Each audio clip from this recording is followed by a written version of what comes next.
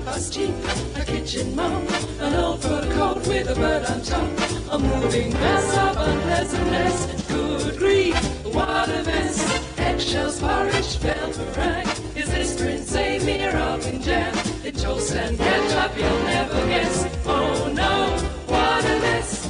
Though he's not a pretty sight, he really tries to do things right.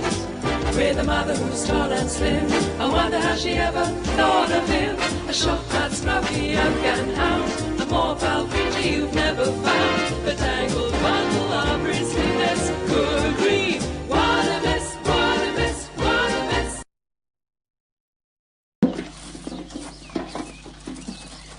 The man of the house always wore gumboots outside, so the puppy decided to do the same. Unfortunately, he didn't have any gumboots, so he put on some empty paint and baked bean tins instead.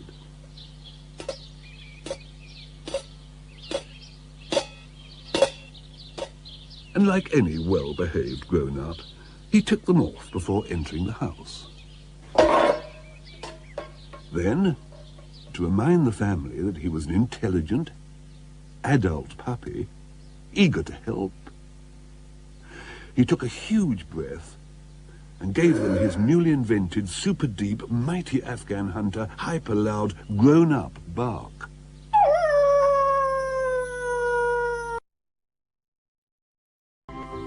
Then he remembered, and the fear and sadness returned.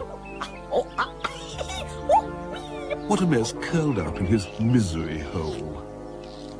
This was a hole in the middle of the compost heap, which he dug whenever he was miserable.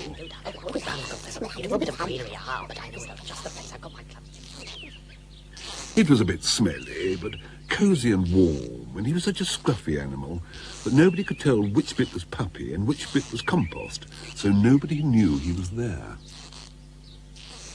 "I don't want to go to school tomorrow," he whimpered. "I'm frightened of school, but what can I do?" He'd never felt so lonely in his life. If only I had someone who would understand. Then he remembered he did have a friend, a little mongrel dog called the Archbishop of Canterbury, whom he'd met at the seaside. He'll understand and help me.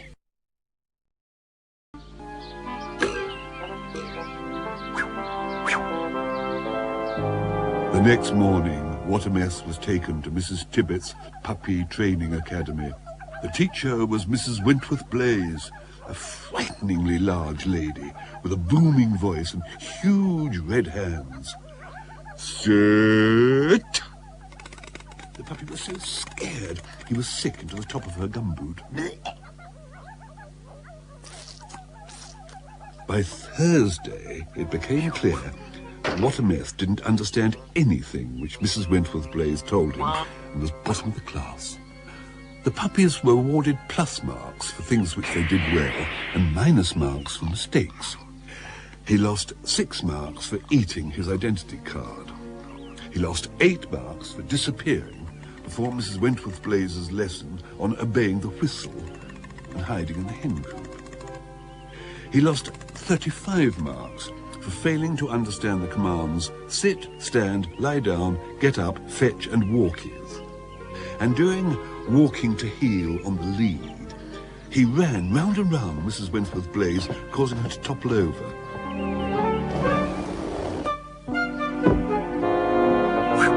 Minus 500 marks. How do we rid ourselves of the evil menace? "It's hopeless," said the cat. "She runs faster than we can. She bites harder. It would take more than a scruffy hound to beat her in battle. It needs a super hound." Lights flashed in What a Mess's brain. Super What a Mess! Pow! Wham! He raced towards the house. "All I need is a scarlet cloak and a huge S on my chest and have incredible superpower." The girl of the house was going to a party, and her red dress had just come back from the cleaners. He found a huge iron S attached to the wall of the old barn. As there was no telephone box, minutes, he decided to change in the dustbin, which now had old engine oil in the bottom of it. Poppet was asleep in a deck chair.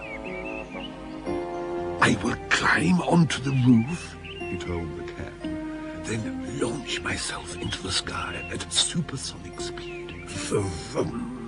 A mile up, I will turn and hurtle down upon the evil menace. Peow! And then, wow, zap, splat. Don't look down, shouted the cat.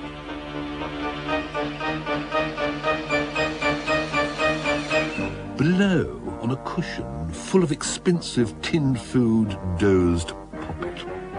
Unfortunately, what a miss's feet were slippery with engine oil, and he began to slither earthward.